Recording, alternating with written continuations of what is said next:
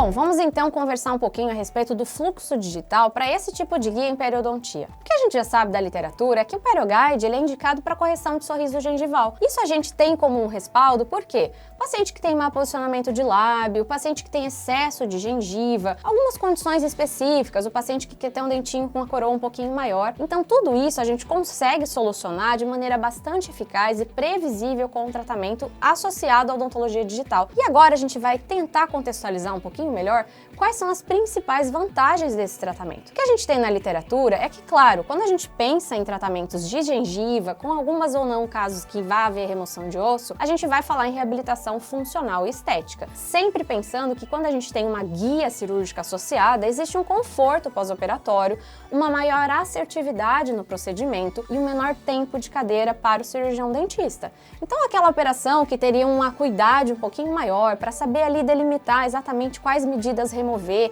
aquele tempo de paciente com a boca aberta, anestesiado, ele é reduzido. E o melhor, a gente vai ter um anteparo que vai nos guiar para fazer esse tipo de tratamento. O que para a odontologia digital tem se tornado cada vez mais utilizado e para os periodontistas eu venho trazer uma excelente notícia. Temos um respaldo da literatura de que isso tem trazido cada vez mais informações valiosas para o nosso planejamento e também, claro, como resultado final para os nossos pacientes. Quando a gente fala, por exemplo, sempre em odontologia digital, a gente vai sempre citar previsibilidade. A previsibilidade ela é obtida através do bom planejamento, análise dos exames e, claro, associação com alguns casos em que a gente pode fazer uma análise facial. Então a gente tem uma segurança tanto para o cirurgião dentista que vai trabalhar com aquele paciente, quanto para o próprio paciente que vai ter as suas expectativas sanadas. Ou seja, ele consegue observar depois do planejamento o seu caso, ele consegue fazer uma boa colocação, uma sugestão, ele vai visualizar o que vai ser proposto.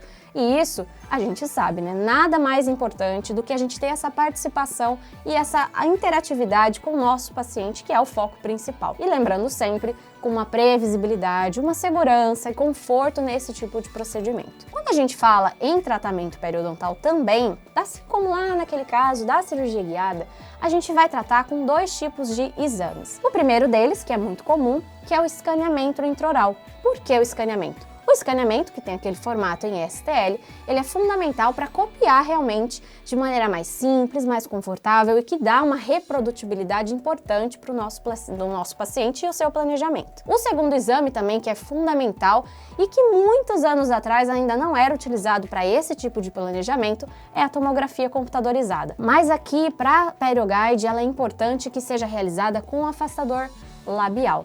E por que isso, Renata? Porque existem aparelhos nos tomógrafos, né, como a gente tem atualmente, que são importantes para que a gente consiga visualizar a nossa gengiva. Quando a gente consegue afastar o lábio, o contraste fica muito mais favorecido para que a gente visualize e consiga mensurar essa gengiva. Então é fundamental a tomografia do paciente e o escaneamento intraoral. Para alguns casos, por exemplo, a gente pode lhe dar mão aí das faces, né, do paciente por fotografias mesmo. A fotografia ela entra como um bônus. Então a gente ainda pode fazer o PerioGuide com foto ou sem foto. Vai depender, claro, do tipo de tratamento que o paciente gostaria de ter, se ele vai fazer alguma reabilitação, muitas vezes estética, e obviamente da análise que o cirurgião dentista vai ter, porque a posição, a linha de sorriso, ela é opcional, mas ela é fundamental para que a gente consiga um tratamento importante com o auxílio desses exames. Então a ideia aqui é que a gente, associando todos eles, consiga mensurar tanto os tecidos moles quanto a dimensão dos tecidos duros com auxílio da tomografia. Agora fique aí que a gente já vai comentar quais são as etapas para esse fluxo de trabalho.